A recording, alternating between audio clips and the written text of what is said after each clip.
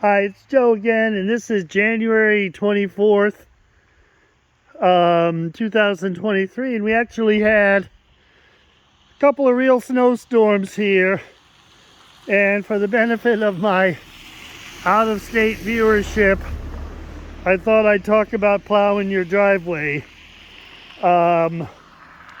This part of Maine can be really snowy, and now the guy I got plowing the driveway, same guy that used to plow when the previous owner, who was an older lady, lived here.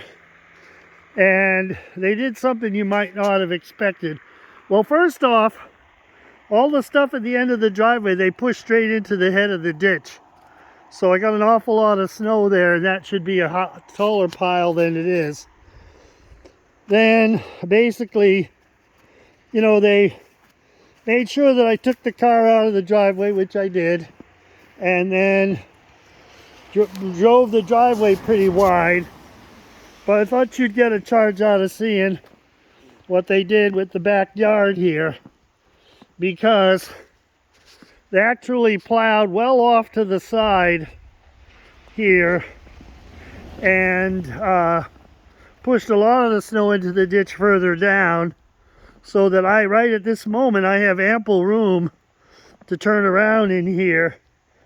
And this ground is frozen, so I have quite a bit of space here, and part of it's where they put the snow.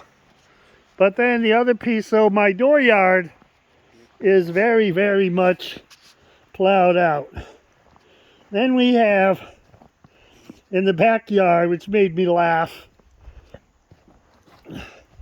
on this side he plowed out all the way in the backyard and parallel to the driveway. Now this is grass under here, but you got all this plowed out. And here's the thing for my out-of-state friends. You probably think this here is overkill. Problem we have in New England, in this part anyway, is once it starts really snowing, we don't know when it's gonna stop. It's close to the end of January, and we went through the mildest January ever, but with hardly any snow. But now we've had like 3 storms in a row, and here's the thing is, when it gets in that pattern, we don't know how long it's going to go on. So he did what is generally considered in the conventional wisdom to be the way to do it, which is the first storms, he pushed them well out of the way. And that means he's leaving room so that on all subsequent storms, he still has some place to push the snow. Because if you don't do it this way, it just gets narrower and narrower. So that's it. So right at this moment, I could practically play a game of croquet out here just to see what it looks like.